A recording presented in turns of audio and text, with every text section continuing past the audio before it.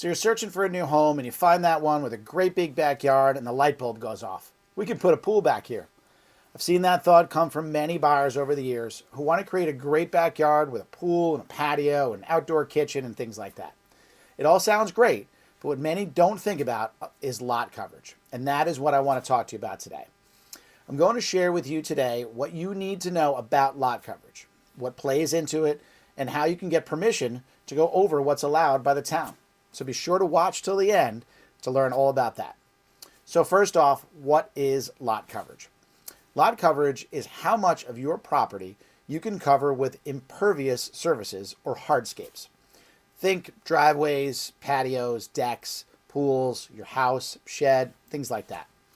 Towns don't allow you to cover your entire property for many good reasons, but we'll get into that in just a minute. So when you look at that big backyard and think pool, you first need to know how much lot coverage is left and what is feasible. So every town has a permissible number for lot coverage. For example, in my hometown of River Edge, you can cover 35% of your property with impervious coverage. And again, that includes the house and all other surfaces that basically aren't grass or dirt. So if you have a dream of a backyard patio or deck or pool, the first thing you need to know is there room actually left for it. There are other factors like setbacks to look at, but the first thing is coverage.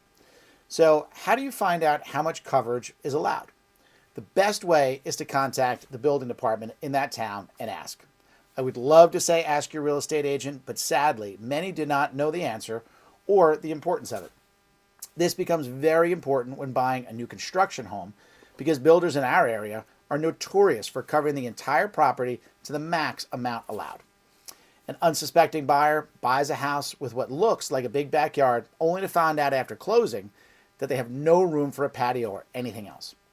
Especially now, post-COVID, people tend to want to spend more time in their own property and out in pools and patios. This has resulted in many homeowners looking for solutions to be able to put in what they want in their yards. So why do towns care how much your property you cover on your land? The main reason is water. We've all seen the big storms that have hit our area over the last decade or so, large amounts of water coming in at once and flooding areas that don't normally get flooded. All of that water needs a place to go, and into the soil is a main way for that to happen, along with storm drains in the street. When we cover too much of the ground with concrete and house and decks, the water has nowhere to go.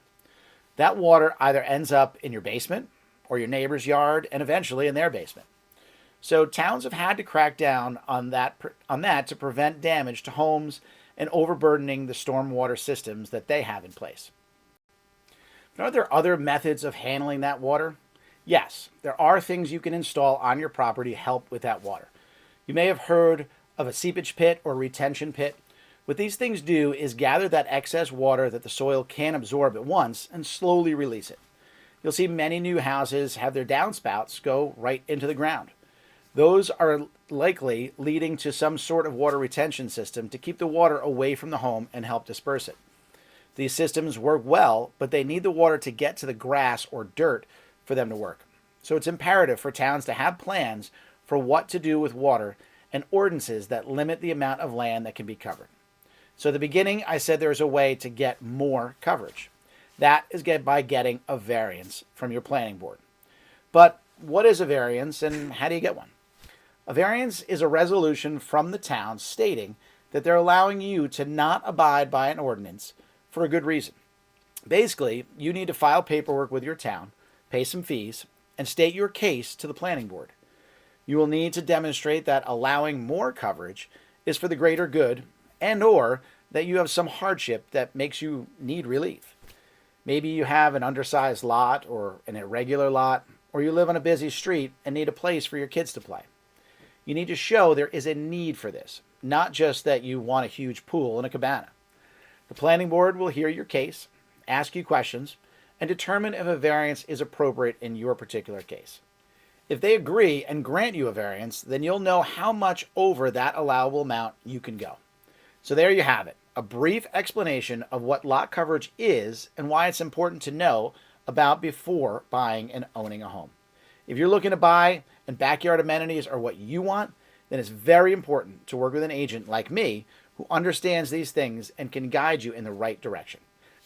My name is Ryan Gibbons of North Jersey Partners, and if you want to learn more about information like this, make sure to hit that like and subscribe button so you can keep up with all of the videos that I put out on topics just like this one.